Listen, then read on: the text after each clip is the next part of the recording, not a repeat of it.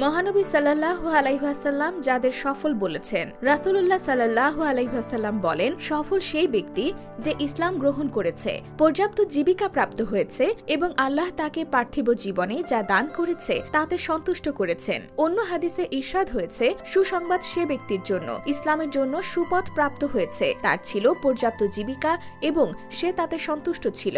নিরাপত্তা ও সাফল্যের ৩ স্তম্ভ। উল্লেখিত হাদিস দ্বয়ে রাসূলুল্লাহ সাল্লাল্লাহু আলাইহি ওয়াসাল্লাম মানব জীবনে সাফল্যের ৩টি স্তম্ভ উল্লেখ করেছেন। তা হল ইসলাম গ্রহণ, জীবন জীবিকা স্বাচ্ছন্দ্য ও আল্লাহ যা দিয়েছেন তাতে সন্তুষ্ট থাকা। ঈমান ও ইসলামের সৌভাগ্য। রাসূলের দৃষ্টিতে সাফল্যের প্রথম স্তম্ভ ঈমান ও ইসলামের সৌভাগ্য লাভ করা। ঈমানের অর্থ আল্লাহ ও তার রাসূলের আনিত দ্বীনের উপর বিশ্বাস স্থাপন করা। ২. জীবন জীবিকার স্বাচ্ছন্দ্য। সচ্ছল ও নিশ্চিন্ত জীবন আল্লাহর বিশেষ অনুগ্রহ।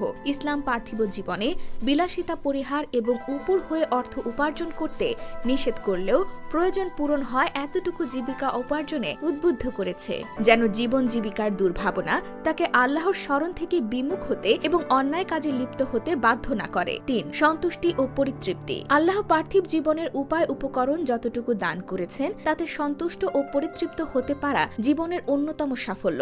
রাসূলুল্লাহ সাল্লাল্লাহু আলাইহি ওয়াসাল্লাম আল্লাহ প্রদত্ত জীবন জীবিকায় সন্তুষ্টি প্রার্থনা করতেন। তিনি দোয়া করতেন, হে আল্লাহ, আপনি আমাকে যে জীবিকা দান করেছেন তাতে সন্তুষ্ট থাকার তৌফিক দিন, তার ভেতর আমার জন্য বরকত দিন এবং আমার জন্য প্রত্যেক অনুপস্থিত কল্যাণ সংরক্ষণ করুন। আল্লাহর আনুগত্যে জীবনের নিরাপত্তা। আল্লাহর নিরাপত্তার মধ্যেই রয়েছে মানব জীবনের শান্তি ও নিরাপত্তা।